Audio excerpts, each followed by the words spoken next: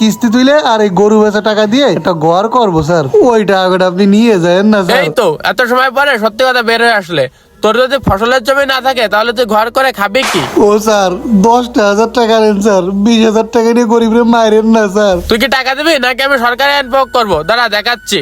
Hello force, আসো তো, সরকারের সাথে প্রতারণা দায়ে একে গ্রেফতার করতে হবে, জলদি আসো। না স্যার এরকম করেন না স্যার, স্যার আমি আপনার পায়ে ধরি স্যার। আপনি ওট ওট, টাকা ফেলা আগে, পা ধরলে কি টাকা মাপ হয়ে যাবে? ও স্যার 5,000 টাকা একটু কম নেন স্যার, আমি কোনো কম নেই, যা বাইরে সর।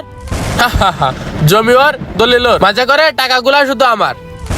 ও তাহলে ভাই ঠিক হইছে, কিন্তু সে যদি এবার আমাকে ধরে? ওরে পাগল, সরকারি লোকের বিশেষ করে স্বর্ণ কেনার ক্ষেত্রে মেমো ছাড়া দোকানের ছাড়া কেনা নিষেধ। তারপরেও ভাই অতি সাবধানে থাকতে ভালো হবে। একটা কথা বলেছিস, তুই এক কাজ কর, কয়টা দিন তোর মামার বাড়িতে ঘুরে আয়। ঠিক আছে ভাই, তাহলে যদি এরকম স্প্রে টেস্প্রে লাগে তা আমারে কয়ে নেন, আমি সব ব্যবস্থা করবানে।